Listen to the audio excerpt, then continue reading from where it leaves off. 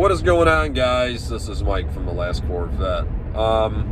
There's been just a ton of videos on Instagram, TikTok, YouTube of people trying to explain what's going to happen to the automotive market once the pipeline of missing components and parts is restored and new vehicles arrive at a constant pace to your nearest showroom of your franchise dealer, and their lots are filled. So the top three is this. The first one is the used market will bottom out, and crumble, burn, and used vehicles ain't gonna be worth shit. Okay, so we'll touch on that. The second one is new vehicles that do reach the lots will be sold and leased at a super high discounted rate, right? So there's going to be incentives up the ass. Okay. Third one, and the one that I really think is the funniest, is all these new vehicles that will arrive and eventually be sold will have all these mechanical issues because of sitting either at hold lots or somewhere else. Some people say dry rotted tires, oil pumps, fuel pumps, belts. It's just a bunch of bullshit. Now, before I dive in and kind of school you guys, let me explain something. So, for one, when you hear bullshit like this, it's coming from people that aren't in the industry. They don't know shit. They don't know their head from their ass. And they're the same people that take the vehicle to the dealership, I don't know, to get their tire pressure checked.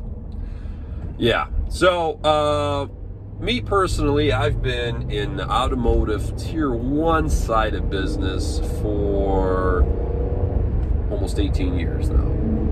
On top of that, I do buy and sell used vehicles on the side, to make $1 or $2. I don't own a lot. I just do it on the side, and so I do keep track of used values and used market and what they go for at the dealers and what they go for on the open market. Okay, so let's start with the used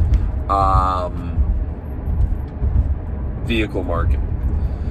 Right now is what I call a gouge market. Okay, it is the highest it's ever been. It's anywhere from 15 to 25% over pre-COVID prices. And it's true. And yes, it's a gouge market. And yes, it's this. And yes, it's that. But the reality is this, guys. The reality is nobody is gouging. Everything is in line with the market. And that's because new car lots, new dealers don't have the inventory right now. So what happens is the vehicles that are out there, the vehicles that are in demand, they're through the roof. It's the first time, and it will be the last time, where if you bought a vehicle 2 to 3 years ago, and of course it has to be a vehicle that is low mileage, in demand vehicle, right? Easy to sell vehicle, a wanted vehicle. You can either break even on the sticker, you can definitely get out of your loan. Well, that's just a kind of high interest bullshit. Even then, you probably still can get out, or you can even make money on it. So let me give you a quick little example that I personally looked into. 2015 Ford F-150. Now, 15 was the first year of aluminum body. Very, very, very desirable truck. Okay, F-150 period is a obviously a high seller. It's not some kind of a brain surgery, right, or a mind fuck. But in 15 they switched over to aluminum body. So 2015, 2 years ago, coming off a lease, was sold for $32,000 and some change at a Colorado franchise used lot. It had a Ford dealer, so it was leased at the same Ford dealer, came in, and they sold it off their used lot, certified with 20-some thousand miles, 27,000 I want to say. So it's probably a 30,000 mile lease or something like that. Now, 2 years later, after it was purchased used, it was for sale. And when I say was for sale, it was earlier in the summer for $38,000. So think about that. That's your 12 to 15% markup. Okay, and it's an XLT. It's honestly, it's almost kind of just a base model XLT. You know, it doesn't have the touch screen. It has the backup camera, but it's a tiny little screen. 4-wheel drive, had 48,000 miles now. So the mileage is average. Everything is average. But think about that. Basically $6,000. That's what it gained post-COVID in just short 2 years. It's fucking crazy, right? And truck brand new was probably 46, 47, something like that. The used market has always been there. It will always be there. People look to buy used vehicles because right now vehicles are post-COVID are marked up about 15 to 25%. Okay, that's your average. So normally what you get is when you buy a vehicle, whoever buys that vehicle, right, takes a hit of about 20 to 25% off the sticker price. And then somebody jumps in 2 or 3 years later, depending if it was a purchase or a lease, buys that vehicle, and they do save 20 to 25% off the sticker. Most of the time they still get your warranty. They buy extended warranty. It's a low mileage, still a clean vehicle, and they enjoy it for years and years to come. It's a smart thing to do. Right now, unfortunately, like I said, there is component issues, there are delivery issues. You guys obviously read and watch the news. The big three is adjusting their volumes, adjusting their productions. This is nothing new to them. So they're starting and shutting down their plants and basically controlling inventory that way, and also controlling their losses that way. But the only thing that I can take away from the used market, right? So it'll never crumble, it'll never go away. And my prediction, and normally I'm pretty dead nuts when it comes to the used market, whatever pre-COVID was, it's going to be plus 5%. So your vehicles will lose anywhere from 5 to sometimes 15% in value, but that's just going to be normal once the new vehicle pipeline is reestablished. So that means that if you can hold off, I'm assuming another 6 months to a year. Unfortunately, if you're in a good position with a lease, you're lucky. If you have a car that's running, keep it running. If you have a lease that's expiring, try to extend it. More than likely, they'll do everything in their power to get your vehicle back and maybe even pay your money out so they can put it on the used lot. But see if you can extend it and wait it out so you can get a newer vehicle or at least something that is affordable. Because what's going to happen is the used market is obviously through the roof, a gouge market as I call it. But the biggest thing is kind of going back to what happened with our housing market some years back when it ballooned out and then it burst. It's not going to balloon out, it's not going to burst, but what's going to happen is if you buy a vehicle right now, and once the new vehicle market is reestablished again and incentives are out and everything is moving and selling, you're going to have a loan out on your vehicle. And unfortunately, once it's reestablished, like I said, you could lose up to 10 to 15% of the value, right? But your loan is still going to be there. You're still going to own the bank, whatever you bought the vehicle from. And right now, it's a lot of fucking money. So if you're in complete need of a vehicle and you have no choice, buy one. Just make sure you get something that you like, something you're going to keep and enjoy. If you can hold off, that's perfect time to hold off right now as much as you can, and and wait it out. Now, let me answer the other two. So, new vehicles will be sold at a discounted rate. Well, most vehicles pre-COVID, during COVID, are sold at a discounted rate. Manufacturers always have specials. They always have incentives, okay? That's what drives your leases. That's what drives the sales. Now, what people don't get is, as these vehicles are trickling in across the country, on and off, on and off, on and off, they're being sold or leased within a week. They're gone. That's because there's a high demand right now for vehicles. And like I said, if you know your dealer and if you tell them, do you need a car, there's always a way. If there's a will, there's a way, right?